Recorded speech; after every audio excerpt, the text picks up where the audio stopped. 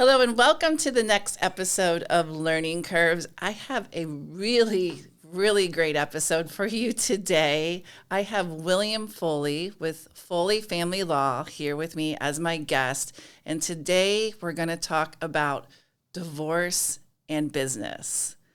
I don't know about some of you, but if any of you have a husband and wife team, or you're thinking about being a husband and wife team, or you're having problems with your husband and wife team, this is definitely the episode to listen to. I wish I had an episode to listen to like this back 12 years ago when I was going through my business divorce with my ex-husband.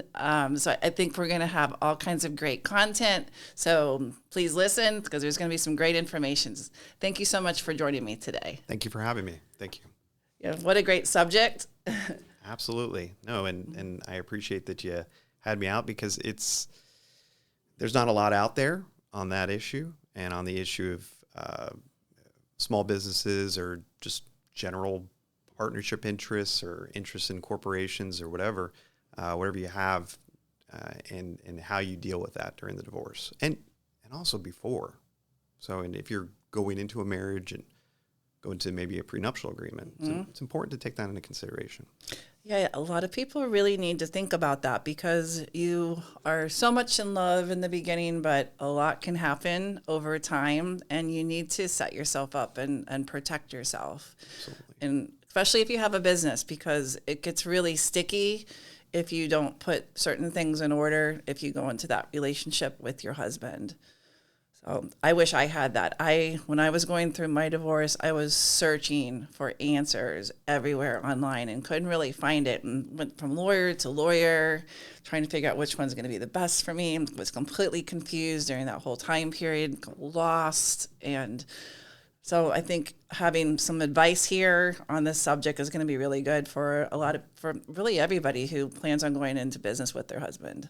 Yeah, because a prenuptial agreement is, sometimes people think it's a little taboo because if you're in love and you want to be happy, you don't necessarily always want to think about it. You don't want to think about that possibility. But if people look at it like an insurance policy, like a life insurance policy, nobody wants to die, but it happens to all of us, and for divorce, it could happen. So just at least having that insurance policy in place, it can't hurt from the perspective of if that prenuptial agreement goes into the safe and is never looked at again, great. But if it needs to be used, and then you can use that to outline what's going to happen in the event of a divorce, extremely helpful. Now, the prenup obviously is something before you get married, but what if you form your business while you're married, and one of the partners is the one that's starting the business, and then the other one might later on come in to help? Yeah. Is there something that you can put into place before you decide that you're going to work together, even if you're married? Sure. Florida allows for what's called, obviously there's prenuptial agreements, so before the marriage, and then there's postnuptial agreements. So postnuptial agreements are really, really underused. You don't see them a lot. And I do a lot of divorces. I've been practicing for about 16 years in really only divorce and family law matters, and exclusively. I haven't done, I've never done a criminal defense matter. I've never done personal injury. I've only done family law. And the times that you see a postnuptial agreement come in, it's not as often. You see more prenuptial. So a lot of people just don't know that's an option. But a postnuptial agreement is just after you've gotten married. You can enter into this contract of saying, hey, if something goes wrong, this is what could happen. And just like an insurance policy, it just gives some security there and some safety and a little bit more of, especially if somebody's putting a lot of capital in. Mm-hmm. And that's what happens sometimes in a lot of business situations. They will be taking money maybe from a relative or or trust or an inheritance or something, and they're taking a large amount, or they have their own money from before, or they've made whatever the circumstances are. If there's a large infusion of money in. Sometimes they just want to say, hey, if this doesn't work out, this is how we're going to deal with it. So a postnuptial agreement, not utilized even, it's nowhere near, and people just don't even know it exists a lot of times. So that's a perfect option, before going into business with your spouse. If there's some concerns there, or there's large, and sometimes it'll be a family member that'll say, okay, well, if we're going to be, giving that capital infusion for the business and helping out, we need to make sure something's in place. And that's the postnuptial agreement. Right.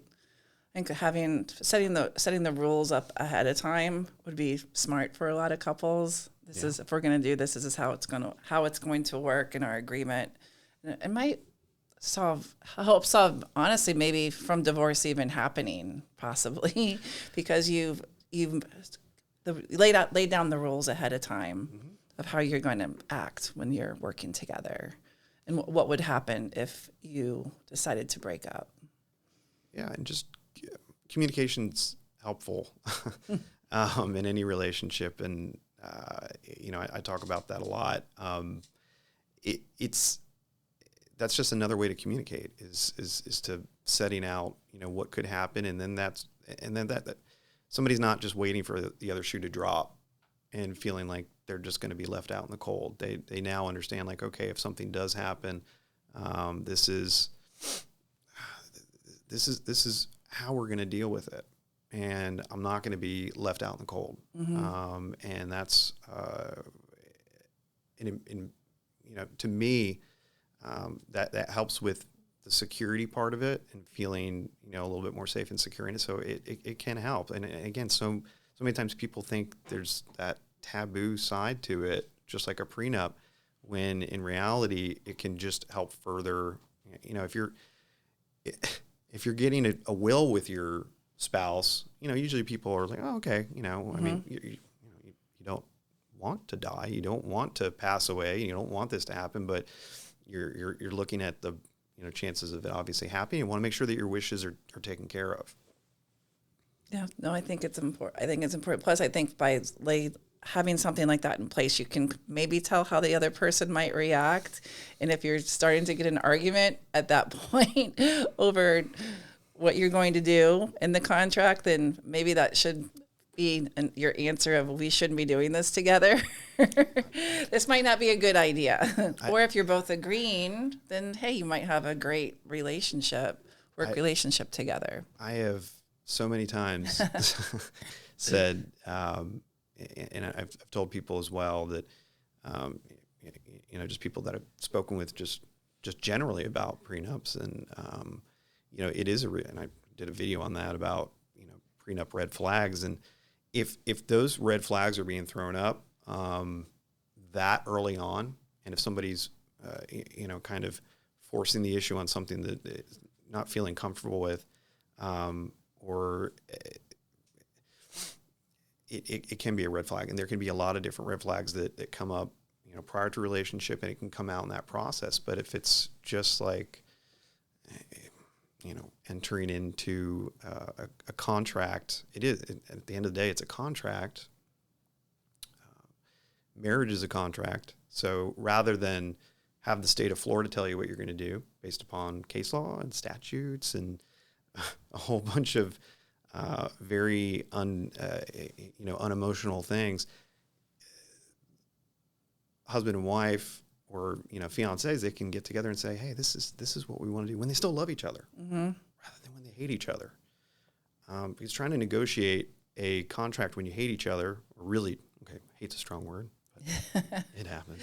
But usually it happens when you get to that point. To negotiate it when you love that person, I mean, and you're hopefully looking out for the best interest of the person, saying, yeah, okay, well, if this happens, of course, I'm not going to, you're not going to be booted out of the house, and you're not going to have to do that, but, sometimes we see those situations and we're like, wow, this isn't going to go well.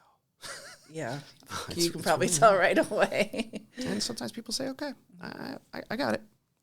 And I'll take a mental note. So how somebody reacts during that situation, either prenup or postnup, it could be a little bit of insight into how things might happen in the future. Yeah, that is true.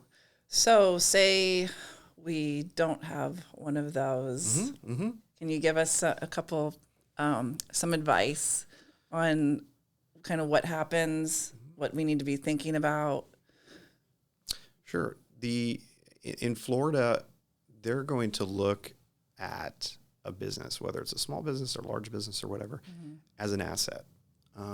And they're going to try to determine if there's a value to it. And some businesses have no value or very small because it's just goodwill. It's the person's, it's just the person, and if they're not in that business, then the business is not occurring. So, but if they're selling widgets and they're selling, things, and there's a whole factory full of widgets that they sell and they sell to different people, then, there could be value in the facilities and the warehouse and all that.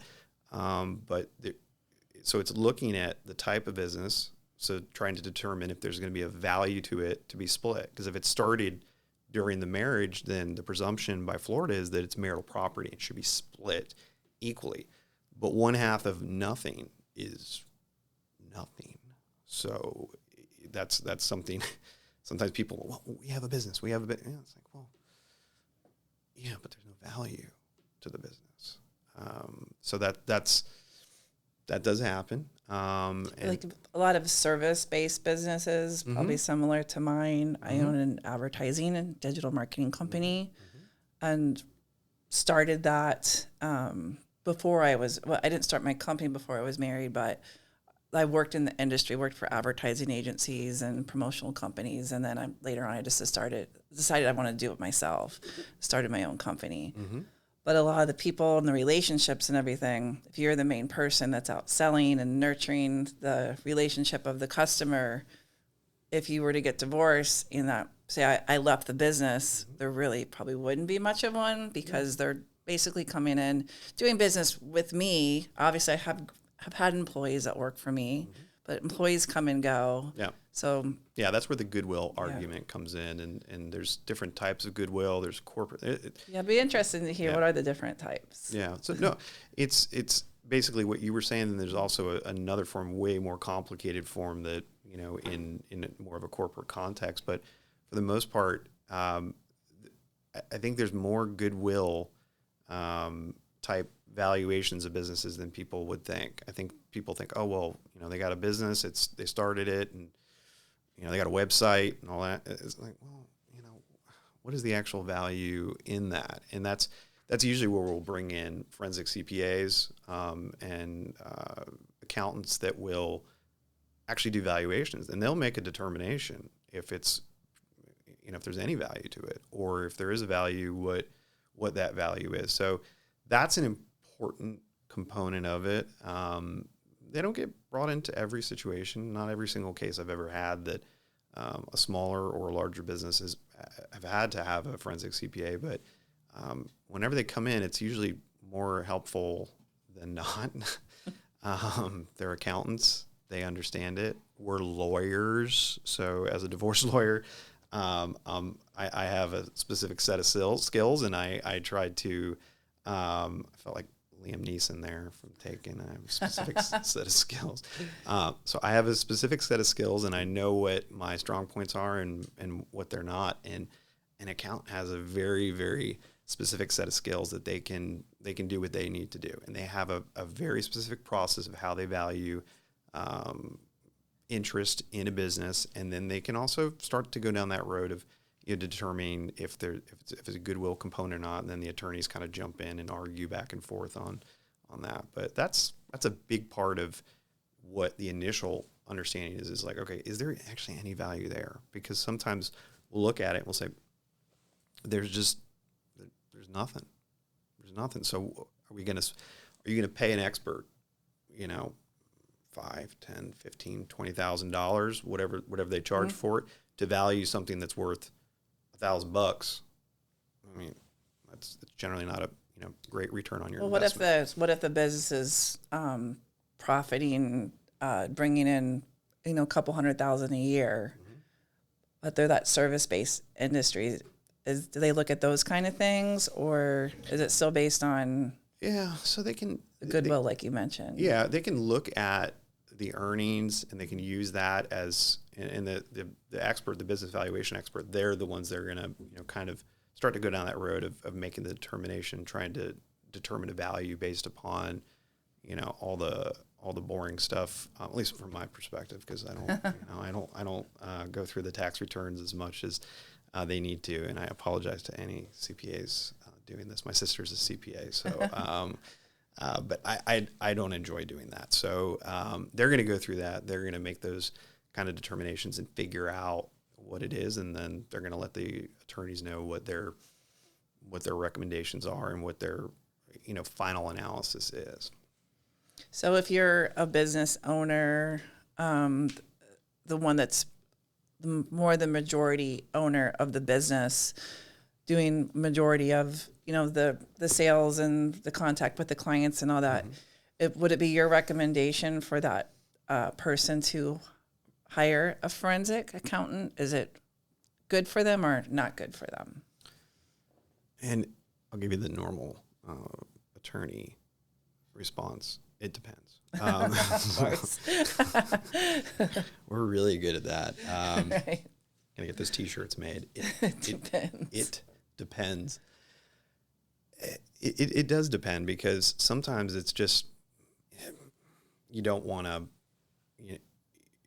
Sometimes it's not as advantageous to go down that route. Sometimes it is advantageous, especially if it's closely held. If it's just one person owning it, and it's very convoluted, sometimes there is some extreme benefit to getting somebody in early, because some businesses are just an absolute disaster and a minefield of just problems. Some of them are very clean. The books are clean. It's not as complicated. Depends on the business. Yeah, I think some of it, when you start intermingling your personal side and your bills and this and that, and that was kind of my case with my books were kind of a mess. So there was a lot of personal and business, and you had to kind of go in there and tear all that, pull it all apart and figure that out. Judges see it all the time. So they see that it's complicated, and when people are trying to pay their rent, pay their car payment, pay for food, keep food on the table, it can get complicated, and so they understand. And there's different things on a getting very specific to Florida discovery wise, but a financial affidavit. So when you go through divorce, you fill out a financial affidavit, and it lists different things on there. But there's ways to take that into consideration. Personal expenses being paid by business and all that. But that's something that it's helpful to have somebody like a CPA that, especially the ones that do it.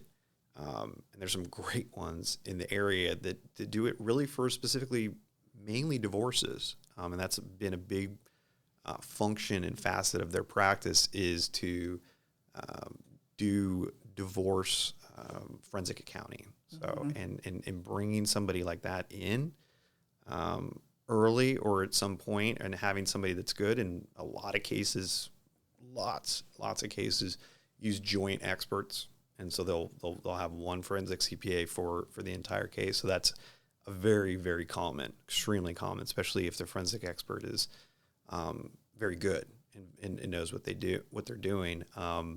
They're there as a neutral. That's their goal, is to be neutral and to just, okay, here's your charge as far as here's what you're being asked to do. If it's value of business, okay, then they value the business. And then if there's a problem with that, then you can bring in another, somebody else can bring in, sometimes there's like a war of the experts.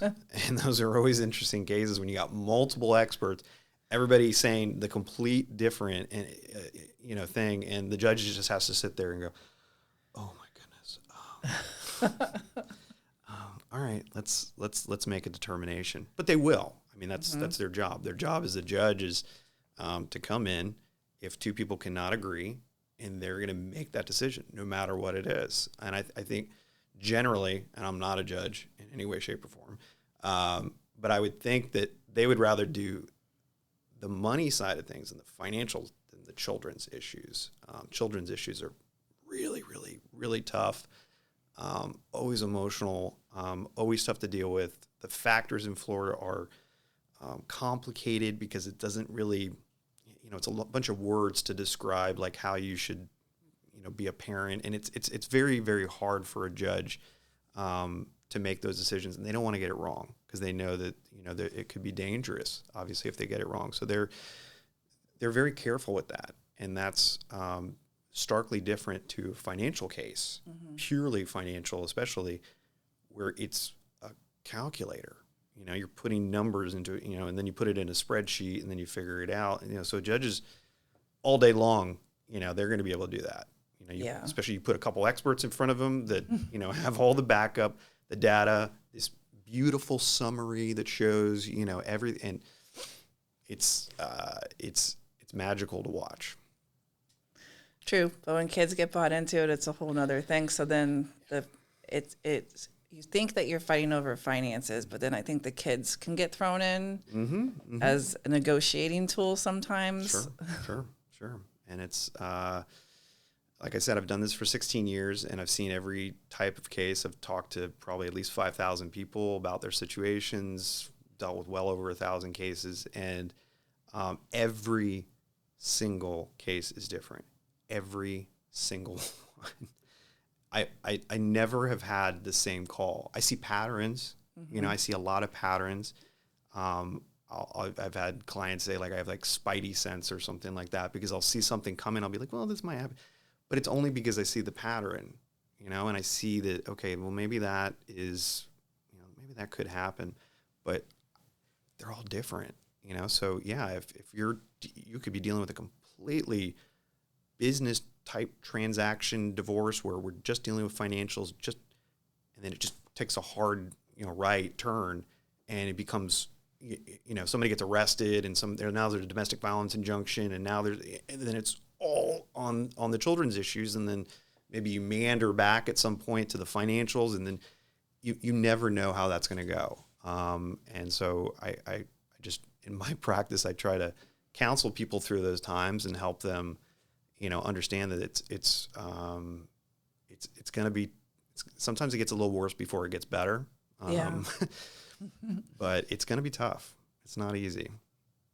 No, especially when the kids get bought into it, because then that's when all the anxiety kind of goes up, and you're thinking, are my kids going to get taken away? Am I not going to have, custody of them? And some people are very good at using that psychologically. And using it as a manipulation tool. Yeah, because, and especially if they know that one side, whoever it is people usually know their spouse if they've been around them long enough to know what is important to them. And, an attorney can make it better, or they can make it worse. They can exacerbate an already bad situation, or they can help a bad situation become better. We can't fix it. So I guess, by filing cases sometimes, I mean, people have went to counseling. The other side is like, I didn't even know there was an issue. Like, really? Go to counseling and reconcile and able to move forward. So yeah, that can happen, but we're not, we can't fix the heart of it. We can just try to get them to the other side and get to closure, and get it over with. Right. So what other things should a business owner think about when they're going through a divorce, or possibly thinking about getting a divorce? My suggestion to everybody since I started practicing was try to divide as much as humanly possible. And if it's a Verizon bill, get off of it. Be like, well, we want to stay on a Verizon wireless together. We get a cheaper rate for our this or that, or our gym membership. No, just, people will find a way to fight over Bucks season tickets, gym memberships, Verizon. There will be ways to fight over everything. So the more that can be separated, the better, because then that way you're not having to deal with that person if something comes up. Right. Oh, you called long distance to, I don't even don't charge for long distance as much anymore, but Right. Thank God they don't do that. But whatever, Yeah. you went out and bought the new iPhone 19, so again, it's people can find a way, especially after the divorce is over with. I tell people that if somebody is unlikely to pay a bill after a divorce is over with, it's probably the one that your name is going to be on it. So if your credit is tied to it, and the other person wants to not pay something, maybe because they can't, I don't know, but whatever it is, it's probably gonna be the one. If it's a mortgage and they stay on the mortgage together jointly, and then the other person doesn't pay it, but they're supposed to pay it, your credit is still being affected. And so it's taking those different things into account, that as much that can be separated as possible needs to be separated. So that kind of ties back into, I tell them from the little stuff, like the Verizon bill and, the gym membership and anything, separating it and trying to make sure that you're having those bright line, clear in the sand of like, this is yours, this is mine. So the business, so if I'm doing that for Verizon bills, like for the business, it is so hard to stay on jointly after a divorce because a business divorce, so let's say the parties aren't married, or the people that own the business are not married. Sometimes business divorces can be even more complicated and convoluted than, a marriage divorce, because, they're not really tied to each other. They don't really, maybe they don't have kids. Maybe they never have to see the person again.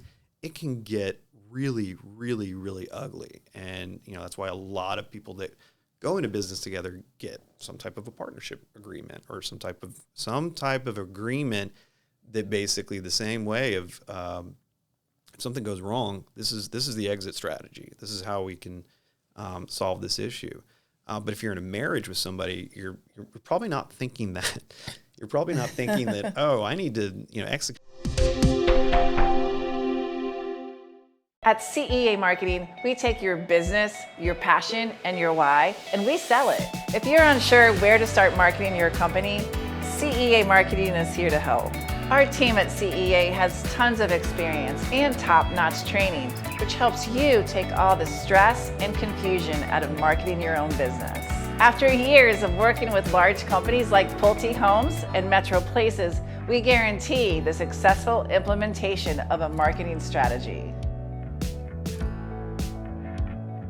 Some type of an agreement, then in the event the business doesn't work out, so that's where kind of like a postnuptial agreement or something, at the very least, if you don't enter into some type of a formal corporation type or partnership agreement or anything. But when you're thinking about that, it's saying, okay, what is the exit strategy? What are the ways that we can cleanly remove ourselves from this situation? And it's not easy in a lot of them. And a lot of times it just ends up shutting it down and starting over, and figuring out different ways to start. And then there's been all kinds of other, franchise agreement, maybe they own a couple of, different stores or whatever. Mm-hmm. That's free. So then there may be things there that are a little bit easier to separate themselves from and find ways to, buy out and assign interests and whatever. So there's different ways, but it's all based upon the business. But if they're going through it, they want to think about in their head, like, okay, what is the exit strategy? How can this work out without, if possible, especially if it's a lucrative amount of money being made, or even just semi-lucrative that it's paying the bills. Sometimes people are like, well, I want to make sure that keeps going. But if it's staying on together after the divorce is over and trying to run the business together, we just don't see that happen very often to where it's to where it works. It does, mm-hmm. but it's not as normal as finding a way to actually separate completely. Yeah.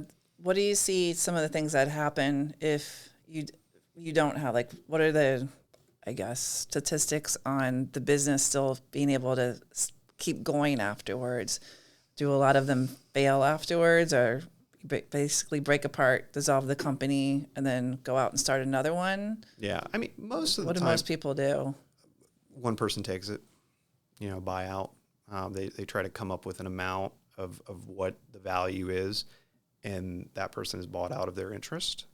Every once in a while, somebody will retain an interest, and they'll jointly retain an interest. It's depending on the makeup of the business and if there's other partners, there could be multiple it could be even messier depending on the situation. There's multiple partners, that'd probably be messy. Because then they get pulled into it, and there's so many different facets of it that being open, upfront, and honest about it, and especially if a business is starting, that's probably not the first thing they're thinking about. They're thinking about, okay, we got to pay. We got a loan on this. We got to pay our rent on this. We got this payment due. This distribute. They're not thinking about, okay, well, if maybe in 10 years and this thing's worth X, now we're going to have what is. They're not always thinking about that, but so that does make it trickier. But the goal there before going into business with someone and owning a business and corporation or partnership or whatever is trying to reduce it to some parameters if it doesn't work out. And I just, again, so many times people feel like, oh, that's just not romantic. It's the best advice you could probably give somebody. Yeah. Well, it's just, it's again, being pragmatic about what if something happens and wanting to, because the security part, I think that's so important. That's so many divorces. I think both people walking away, they want to feel secure in whatever in their mind, but they just want to feel that, because they've gone from, one person that's different than anybody else in the world, another person, they've come together, they've made this relationship together, they've created this, and now they're separating, and they just want to make sure that they can make it, and they can feel safe and secure enough to do it. And from a business context, again, wouldn't that be a great idea to have that set into place of, okay, this is what would happen. We would break it off, like you would take this branch, you would do this, and I would do this, and we would, this would be our exit strategy. This is how we do, or we would sell it, and this is how we would sell it. If it's, if it's something that's tangible that can be sold, so there's a lot of different things, and especially as technology changes the way things do things, and there's so many different ways that people can have interest in like the Florida just changed, not just changed, but over the last couple of years, what has to be disclosed during a divorce. It's called mandatory disclosure. And for, forever, they didn't have anything in there about, now they specifically delineated like crypto and virtual currency and things like that. So they had been, it's basically coming back up to speed with what technology brings us to. So they've realized, like, okay, yeah, we need to disclose this. We need to disclose this information. We need to make sure that people have it. But as times change and as technology changes and as things, change, need to be up on that. And attorneys we have to, teach ourselves as well to make sure we can adequately explain it to our clients and protect their interests. Do they look at the value of assets, like splitting the value of something that hasn't been sold? Yeah. It's just, or I guess if you don't do that, then sell it and split it. Yeah. Split what you have. Because in a normal divorce, people overvalue their assets a lot. They will say, well, we went to Rooms to Go and we paid $3,000 for that sofa. It's like, okay, well, if you put it in your, on Facebook Marketplace right now, what are you going to get for it? Right. I used to say garage sale, but now it's, it's Facebook Marketplace. So they basically will have to, I remember doing this too, having to somebody look at your house, how much are your home's worth, your real estate properties, your cars. Yeah. So appraisers, there are so many different types of, the ones you use the most in divorces are residential appraisers, like hands down, like especially during the last 3 years with the real estate market and doing what it's done. Real estate appraisers have been helpful. Well, I mean, I would say they were really helpful in 2008. Well, that's a crazy time period because at one point everything's like this, and then a year later It was a mess. I mean, yeah. all we were doing during that time period was, we went from kind of, as has been the last couple of years of, we got a couple $100,000 in equity, we got whatever. Okay, that's a lot easier to settle a case when you got a house that was worth, prior to 2020, was worth $200,000, and now it's worth $500,000. And how were they looking at things back then? But so this was prior to 2020 because it's in the last few years it's jumped up so dramatically. It's pretty similar right now. It's very similar. But back then it's the same thing. They were not overnight. That's a dramatic statement, but quickly. When they realized the bubble that existed at that point, things fell so dramatically, and so we went from again splitting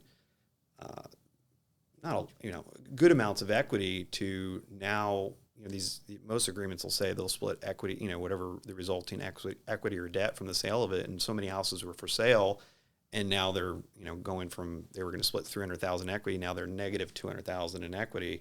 It is so much harder. It's so much harder to split debt than it is to split assets that are actually worth something. So splitting debt is not, that was a very complicated time. So do they go with that though, or because it goes up and down so much? Like, say for example, like my house right now is probably worth, even now with it kind of shifting, maybe around $500,000, but I bought it for $165,000. Is my house really worth $5? No, it's not. I know that. Might be worth like $3.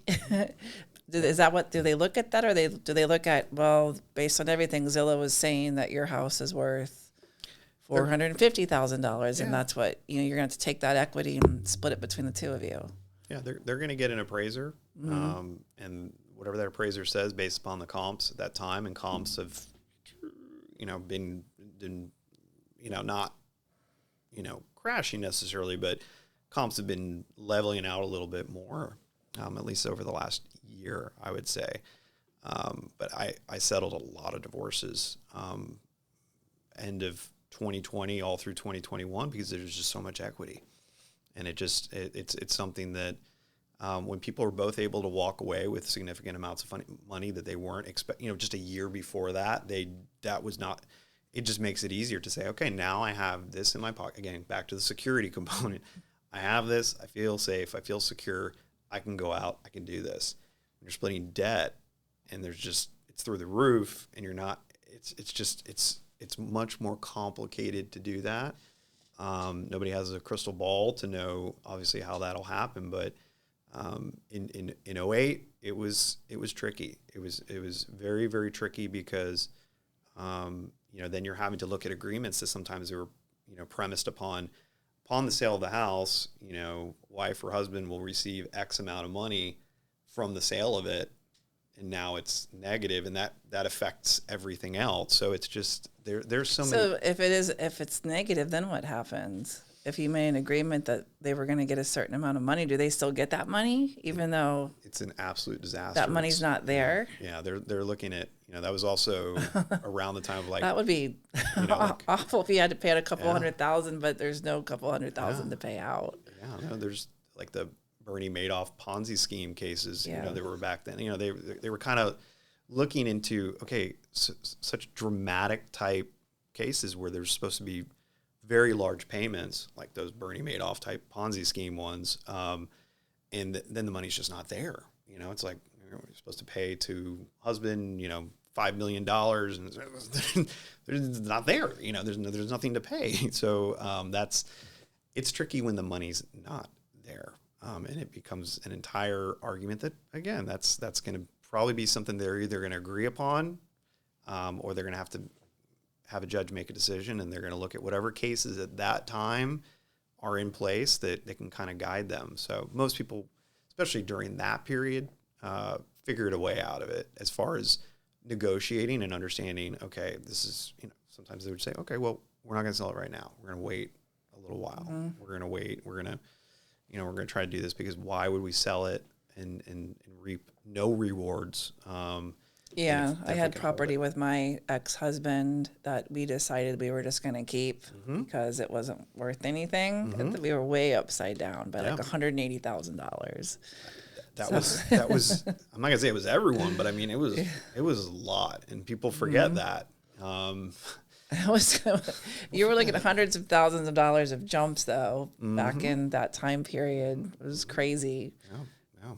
And so for me, and I'm sometimes like I don't want to be the damper in the situation if everybody's happy with the deal, but I try to obviously make sure that my client is protected, and I will say, well, in the event, instead of splitting $300,000 in equity, and that's why we need to share in the equity or the debt. And sometimes they're looking at me like, we're not going to share in debt. Why would we share in debt? I'm like, well, I mean, because it's that the patterns in my mind I just remember those conversations in 08, 09, even through 2010, 2011. I mean, it still was there, and then the further it goes back in your memory, the more people forget, and the more people say, well, that was just an aberration. So it is something that I do in my agreements now. I have to try as much as humanly possible to, give those two different types of situations of, splitting it, whatever's there. If you're selling it and splitting the equity or splitting the debt. Similar for business. If you're selling the business, sometimes there's a lot of debt associated with the business, especially tax. Not an accountant, no tax advice. Yeah, so if the business isn't debt, do they have to share the debt? Yeah, a lot of people share significant portions of, tax-related debt, penalties and interest, and credit card payments, credit cards, and there could be bankruptcies. There could be so much that it's just it's like I said, it is a minefield. So sometimes we're not necessarily sharing in equity there in assets and positive money and cash. We're sharing in debt and figuring out how that's going to be. Maybe if one side's going to take the majority of it because of whatever the specific circumstances are. What about things that you have before you get married? Like, say I have a really nice, I have a Jeep, and my Jeep is worth a certain amount of money now since we've been married. My Jeep still has a value of like $16,000, for example. Yep. But I bought it before the marriage. Yeah. So that would, we would classify that as premarital property. So non-marital, that would be the initial argument that, especially if it's paid off, if no marital monies have gone into pay towards it, and that's just across the board for everything. That's houses, anything. And what if your stuff goes up in value while you're married, but you had it before? If no marital funds were put towards it, then there's an argument there that that's just appreciation of a non-marital asset, which is okay, good for you. But if it's marital appreciation, that's where it becomes a little bit more convoluted. Or if it's classified as marital funds, so sometimes like what exactly do you mean by that? So like a 401k. So if you're working. And a W-2 salary or whatever, and getting a 401k, and because income during the course of the marriage is marital. So the courts are looking at it and saying, all right, well, we got to split the income. And because when I started the beginning of this talk, I was saying that, the court's going to look at it from the asset side for the business, but there's also the income producing side. And sometimes that's drastically more than the actual value of the actual asset itself, because it's spinning off, maybe a motivational speaker that it's them. And if they go to these conferences, they can speak and they can do this. But if they're not motivating anybody and they're not speaking, they're not making any money. Right. So, so that's that from that perspective, that's why there's two different things the court has to look at, the asset side of it, and the value of the business, and then also the income that it spins off. So, so that's that's important because if it's spinning off money and then that gets reinvested back into the marriage, no matter what it is, then there's an argument there that there's a marital component to it. Sometimes somebody will have a premarital house and they'll purchase it during the marriage, prior to the marriage, and it's completely non-marital. They don't have a prenup, because if you got a prenup, then it's going to say, my house, no matter what, it's going to stay my house. That's just usually what they say. But let's say no prenup. So if it was purchased prior to the marriage and then during the marriage, they made payments, and maybe it was even out of their own bank account, and the other spouse had their own separate account. There's still marital funds because you're married, and that's sometimes harder for people to kind of wrap their heads around. So if you have a mortgage on a home, but you bought the house before, you were still making payments while you were married. So how does that work? So it's this case that came out, I think it was around 08, 09. I don't remember the exact. It was the Kelly case. They're called Kelly credits, and there's a way Kelly credits. So the court actually calculates what the Kelly credits are of what it would be that the other spouse is now entitled to. So this person will retain their house, but maybe the other spouse, and it's not an easy formula, but it's doable, and an attorney usually will just plug in the numbers and how much mortgage has been paid and over what period of time, and there's all these different things that go into the formula, and then it spits out a number and says, okay, this is now their Kelly credits. This is what they're entitled to. They may not be necessarily entitled to half of the house, but they're entitled to something, especially if there's marital funds. Now, if the house was completely paid off prior to the marriage, that makes it a little bit more complicated. So then they have to start looking at, okay, where was there any marital funds anywhere that went into any of it? Paying property taxes, paying insurance. Then people start saying, well, we put on a patio on the back. We put in a pool. We put and it used to be sweat equity. Some people would say, well, I put in the patio. I painted the loft. I did, so it's not as clean as sometimes people would want it to be. They would say, well, no, it's my house. I bought it before the marriage. It's like, well, you put down a $10,000 payment prior to the marriage, and then you've paid the mortgage for the last 15 years. So using marital funds. So we need to have that discussion. We need to figure it out. So that's the complicated part of it, that the courts are courts of equity. So they want to make sure that there's an equitable, fair result. Now, that's perception, husband and wife, I didn't think that's fair. Usually both of them are supposed to think, I got a raw end of the deal. And that's probably the right ruling. Both parties walking away somewhat unhappy with it, but able to live with it, able to move on. They don't feel like they need to appeal it and go to a higher appellate court. They say, okay, don't love the deal, but I can live with it. And usually at the end of a settlement, that's kind of what they're like, oh man, I don't love it, but yeah, I can live with it. I can move on, because they're going from two incomes into one household, and all of their assets being now 100% theirs, of both of them, to splitting everything. So and if you have kids involved, then you're significantly less time, and all that than what you were accustomed to during the marriage. So nobody's gonna be happy. Like, a lot of my job is just that, is like saying, like, I'm not gonna lie to you, like, I'm not gonna sugarcoat it. I'm just gonna try to be as real as I can. Can probably make a lot more money sugarcoating it, but I don't think that's I don't think that's why I'm in doing what I'm doing. I would rather just give the information. That's why I do the YouTube videos I do. I've done 200 of these videos. I just give out the information. It's like, I have it in my head. I can't tell everybody that one-to-one, but I can put it out there, and then they can deal with it as they may. And a lot of clients don't listen to me. That's fine. It's their choice. That's their choice, and it doesn't hurt my feelings. But I'd rather put it out there instead of like hide it, like it's some like secret ceremony that, you know, and secret society. It's like, no, it's Florida law. Like this is what it is. In Florida law, they don't really, unless it's something really bad, they don't let anything else get into that decision making, isn't it? As far as maybe someone cheated on somebody during the marriage, or I'm not sure. How does all that play in? So, or maybe it could be something else, because there's a lot of other things that can happen that you would think one person will get more than the other because of a certain circumstance.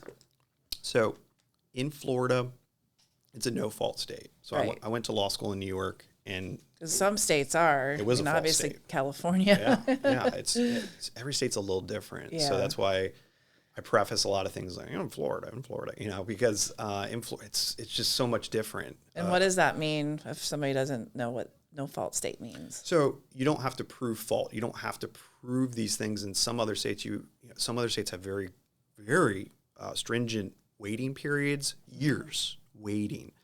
So it is, Florida is a state that do we need to take a break? Or? Oh, no, he's just telling us that our time's almost. Oh, okay. We're almost to 45 minutes. Okay, gotcha. Okay, gotcha. So Florida is a state that it's not a, it's a no-fault state, and so you don't have to prove like adultery or any of these other things that some other states you have to. You don't have to wait as long as you do in some other states. You have two things that you have to prove in Florida. You have to prove that you've been a resident of the state of Florida for 6 months, and that the marriage is irretrievably broken. And those are the two requirements to really get a divorce in Florida. Much different than a lot of other states. And so by not having to prove fault or prove something, or do a more intensive waiting period, or go through different, live separate and apart for a period of, Florida is completely different in that way. But with not having that adultery component and not having that, fault component, it doesn't play into the divorces as much as people would think. And a lot of calls will start with that. He cheated on me, she cheated on me, and there are some cases where it is relevant, but more often than not, it's just gonna make things more complicated, and that's at the end of the day, because that brings in so much of the emotional side of it. But it doesn't, in the grand scheme of things of what the courts are actually going to do, they're usually not punitively going to, there's a couple things they can do. There's a couple things the courts are able to do. And then there's something called unequal distribution of assets and liabilities. So it's part of the Florida statutes, unequal distribution. So they can, because their presumption, again, is fair and equitable. So kind of like around a 50-50 split. So unequitable, so unequal, would be for very specific purposes, and the courts do say that. And the one that gets hit on the most, so there's a factor in there, it's a dissipation of marital assets. So basically spending money on somebody. There's multiple ways to destroy property or dissipate assets or whatever, but a lot of times in this context, it comes up that spending money on a significant other. And that's the one that, there's a lot of focus. And I've seen so many people pay forensic CPAs more than what is actually calculated than what the dissipation was. Mm-hmm. Sometimes it's very easy, you see K Jewelers, at the same time as like Pro Flowers. Yeah. Well, I think at that point, if you're spending money on somebody else, that's not right. So you see these charges and there's that. But so many times it's very, very hard to calculate, and so it's, the courts have an ability to do it, but it's less punitive than I think people would think. Okay, interesting. I think a lot of people might not understand what the no fault thing means. Yeah, and it's because there's certain states, and I don't even know how many states are still no fault. I went to law school in New York, and I remember that was a part of it, and and I think New York has changed a little bit since then. But having to prove that you need a divorce for these specific purposes, it's just, sometimes it's just way more expensive, way more complicated, way more convoluted. Yeah, Florida's a little easier to get a divorce than some of these other states. 6 months, and like I said, going in there and explaining to the court, it's usually about 15 questions at the final hearing. It's like usually about a 5-minute uncontested hearing when things are not being decided by the judge, like an uncontested hearing where they have an agreement in place. It's 10 or 15 questions that are asked, and that's it, and the divorce is done. But they normally require you to go to mediation first, though, right? Try to work it out before you go to court. The goal is to work it out. For most judges would prefer, and so they do order before going to trial that you have to go to mediation. So that's pretty much across the board. I don't know of a county. I've practiced in a lot of counties all over Florida, and I don't know of one of them that's just saying, yeah, come in for a 2-day long trial. Or how about we sit here for 3 weeks, without you guys going to mediation? No, they're going to want you to mediate first, and they're going to want you to mediate maybe even again, to a more complicated trial and a longer trial.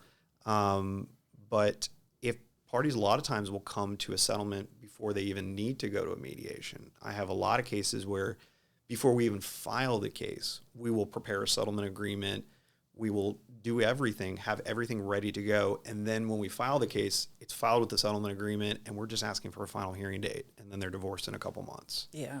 So a couple months is quick. Right? It's based upon the judge's calendar, but our goal is to just, again, stop the bleeding. Yeah. Get it done. I can give advice. Try to get it done in mediation. I never went to court with mine. Yeah. Wasn't happy with the, how it turned out, but in the end, it was my choice that I made, and someone else I didn't want somebody else having to make it for me, and something that, okay, this is how it's going to be. And I think it helps overall your mental state and everything that you're going through. And I was actually, took me a couple of years, and I'm sure it did for him too. But we ended up coming together, and we're going to be great parents and do the best thing that we can for our kids. Yeah. And we're really great friends now, and we both kind of got over it and do what we can to be with our kids as a family and not separate. Good. And because it's not like that in every situation. No. I don't know if that's the exception or the norm or what, but it's tough. It's probably not. People come back. If you go to trial, you're way more likely to come back over and because now so when you reach an agreement, nobody loves it. Nobody. And if you love it, that means probably somebody on their side got screwed. There's just exactly. Nobody loves it. So right. But if you're, again, able to live with it and able to say, okay, there's that bridge time, and it will take a year or two a lot of times to heal and to get to that next stage. But that peace of mind and that closure from it, and I've had so many people come back and say that was the most priceless part. That you cannot attach a value to that, is just that closure and it being over with and being able to move on. I've seen people just be completely different, a second life. Yeah, it is a second life because when you're going through it, it's complete hell. It is. It's excruciating. And I got into family law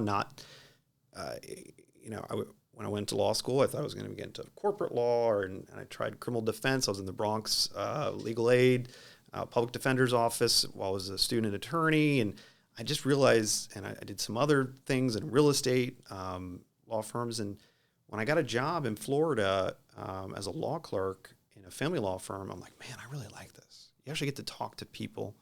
You get to help people with real problems, and get to help guide them through. You get a lot of trial experience. I'm in court a lot. You have to have a lot of patience. A lot of patience. I had one law clerk once that sat in on a 7-hour deposition, and basically say afterwards, like, I don't know how you have that much patience. Like, I don't want to do this, So, yeah.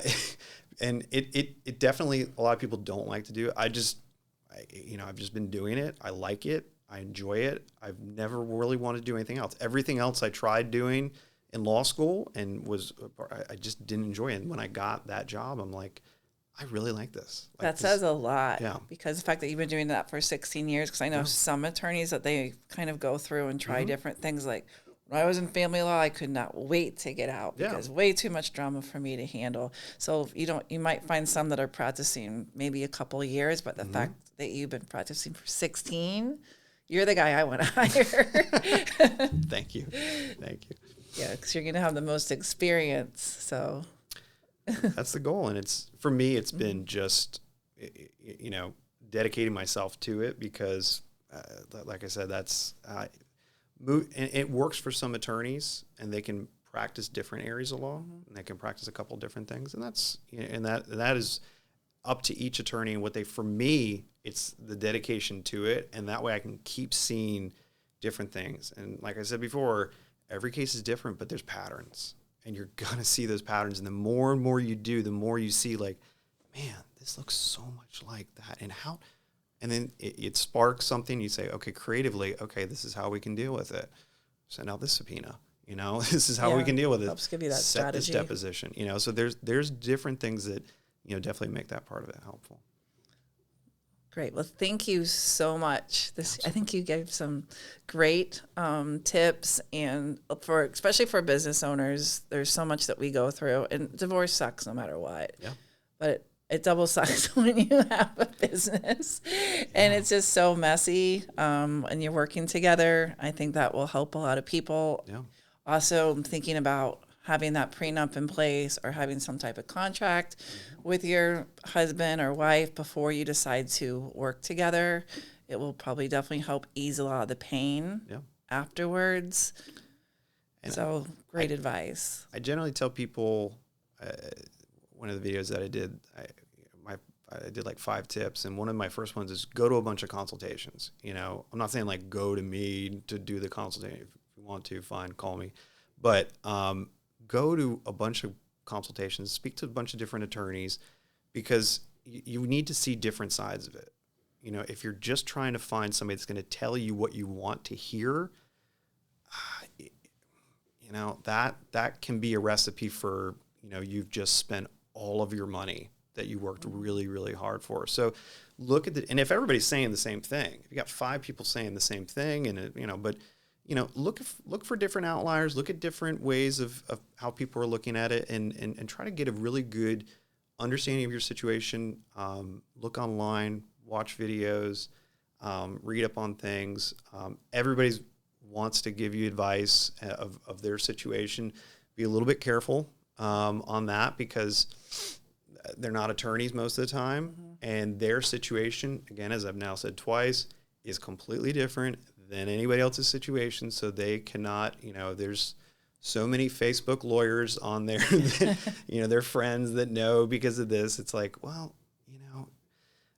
you need to talk to somebody that's done this and that can look at it and creatively approach your situation. If it's with a business, you got to be really creative and really specific, and then, kind of build a plan. That is our number one thing when a client retains.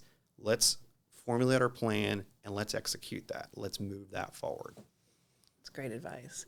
And you have a YouTube channel with lots of videos with tips. I highly recommend going to his YouTube channel. That was one of my challenges. Of course, I got divorced a while back where I couldn't find anything out there, but you give a lot of great advice on your YouTube channel. So Thank you. That's a huge help.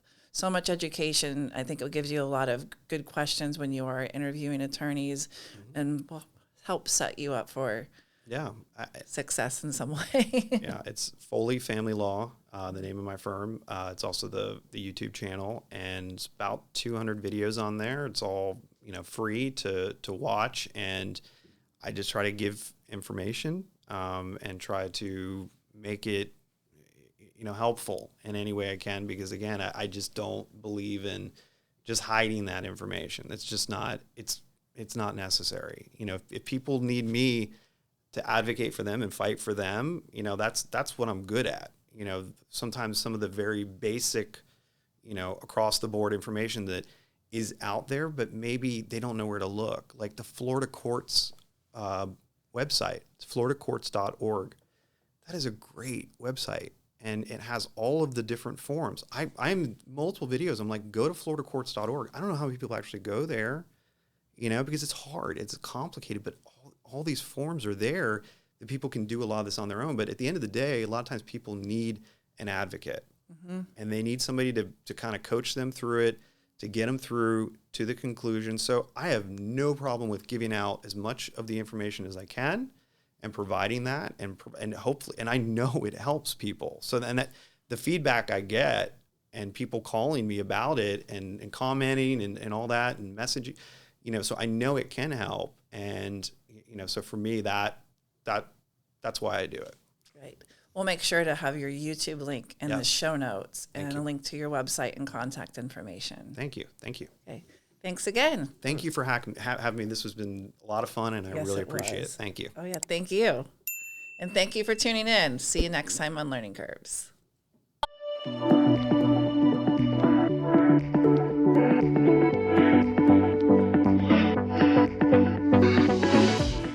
Second Soul Studios is a full-service production studio with capabilities for photo, video, podcasting, editing, co-working, and more. Our photo-video studio has a number of different backdrop choices and props to choose from. We also have a gourmet kitchen set, or if you're an upstart podcaster, you'll love our 4-person podcast studio. So what are you waiting for? Visit secondsoulstudios.com to book a tour today.